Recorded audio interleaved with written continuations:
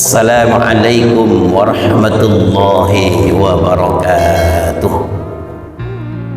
Bismillahirrahmanirrahim. Alhamdulillahirabbil alamin. Alladzi ja'ala syahra Ramadan syahrus siyam syahran mubarakan wal maghfirah. Kutiba fihi siyam wa unzila fihi al-Qur'an hudan lin-nasi wa bayyinatin minal huda wal furqan.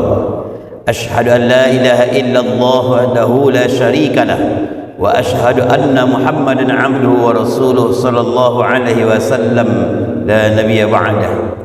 Yang sama-sama kita hormati Bapak Pengurus Masjid Agung Nurul Iman beserta jajaran yang hadir siang ini, yang kita muliakan Al-Mukarram imam kita, kemudian yang kita hormati ibu-ibu dan bapak-bapak, kaum muslimin wal muslimah sedang jemaah zuhur yang insyaallah mudah-mudahan kita semuanya senantiasa dirahmati Allah Subhanahu wa taala. Puji syukur marilah sama-sama kita haturkan kehadirat Yang Maha Kuasa yang selalu melimpahkan nikmatnya kepada kita bersama. Alhamdulillah Bapak Ibu, berkat nikmat-nikmat yang diberikan oleh Allah di siang yang cerah yang berbahagia ini, Allah telah pertemukan kita dengan bulan suci Ramadan.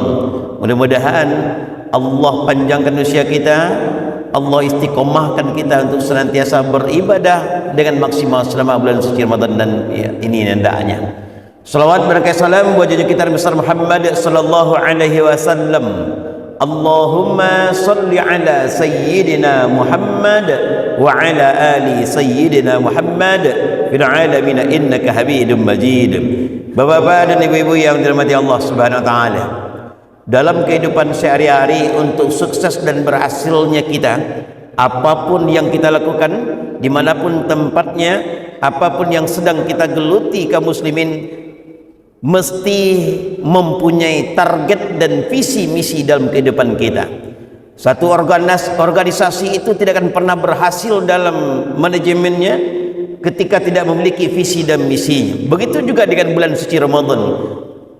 Sebaiknya, sepatutnya kita harus mempunyai target-target ibadah atau visi misi yang mesti kita tuntaskan selama bulan suci Ramadan ini kaum muslimin. Kalau tidak, maka insyaallah Ramadan akan berlalu begitu saja. Tiba ndak tiba puasa terserah, ya.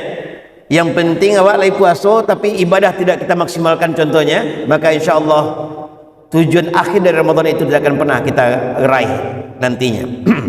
Kaum muslimin yang berbahagia, setidaknya minimal ada 3 visi atau target yang mesti kita capai di akhir Ramadan nantinya. Pertama, sesuai dengan Al-Baqarah ayat 183, tujuan akhir dari puasa Ramadan itu kaum muslimin, ya ayyuhallazina amanu kutiba alaikumusiyam kama kutiba alal ladzina min qablikum la'allakum tattaqun. Tujuan akhir dari Ramadan itu adalah la'allakum tattaqun, agar kita menjadi orang yang bertakwa kepada Allah Subhanahu wa taala. Maka setelah selesai Ramadan nanti kaum muslimin, andai kata ketakwaan itu tidak ada, rasa dekatnya kita dengan Allah itu tidak ada, cintanya dengan Allah, cintanya beribadah itu tidak ada, itu satu pertanda Ramadan kita tidak berhasil. Kalau selama Ramadan kita rajin berjamaah ke masjid contohnya, tetapi setelah selesai Ramadan nanti selesai juga rajin berjamaah ke masjid, tandanya Ramadan tidak berhasil, tidak tercapai ketakwaan itu yang sesungguhnya. Pertama. Yang kedua, target itu atau visi selama Ramadan ini Bapak dan Ibu, kita maksimalkan untuk meraih malam Lailatul Qadar.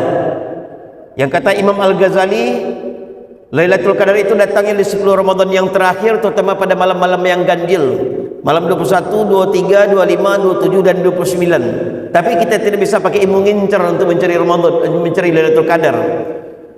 21 hadir ke masjid, 22 absen, 23 datang, 24 alfa, 25 tiba pula ke masjid beliau, 26 tidak hadir. Ketika ditanya jawabannya, kenapa datang ke masjid sekali iya sekali tidak, bantu ayam gadi batalu, jawabannya Lailatul Qadar itu datangnya pada malam-malam yang ganjil saja, makanya datang ke masjid pada malam ganjil. Kalau seperti itu belum tentu akan mendapatkan Lailatul Qadar. Harus berjaga-jaga sejak awal bulan. Kedua, yang ketiga, target atau visi Ramadan itu Bapak dan Ibu, keluar dari Ramadan nantinya, ghufira lahu ma taqaddama min dzambi, Allah ampuni semua dosa kita yang telah berlalu.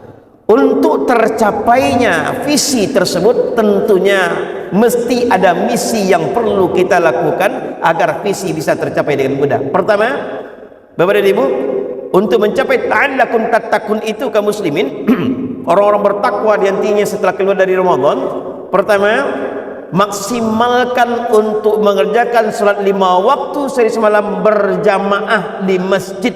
Tanamkan, tekatkan dalam hati kita, bagaimanapun caranya, dimanapun tempatnya, dan dalam kondisi yang bagaimanapun, maksimalkan untuk berjamaah ke masjid. Karena ketika sudah terbiasa berjamaah ke masjid selama Ramadan, insya Allah setelah selesai dari Ramadan pun nantinya kita juga akan terbiasa untuk berjamaah ke masjid. Karena Ramadan adalah bulan tarbiyah, bulan latihan dan pendidikan bagi kita bersama. Pertama, yang kedua, untuk mencapai tatakun itu kaum muslimin, rutinkan salat sunnah rawatib minimalnya. Lagi kalau ditambah dengan duha, ya, salat sunnah rawatib yang mengiringi salat wajib, qabliyah dengan ba'diyahnya. Dan ini adalah salah satu manfaat kita berjamaah ke masjid. Kalau di rumah, ketika selesai azan dikumandangkan, jarang takarajuan yang rawatib dakwah Bapak dan Ibu. Paling setelah selesai berwudu langsung mengerjakan salat yang wajib, ya selesai itu ya udah. Tapi ketika berjamaah ke masjid, banyak amalan-amalan, banyak ibadah sunnah yang bisa kita laksanakan. Dua, yang ketiga, saat bangun sepertiga malam yang terakhir, bangun dini hari untuk santap sahur, sempatkan diawali sahur itu dengan salat tahajud minimal 2 rakaat. Insya Allah setelah selesai Ramadan pun juga akan terbiasa untuk mengerjakan salat tahajud setiap malamnya. Nah, itu untuk takun.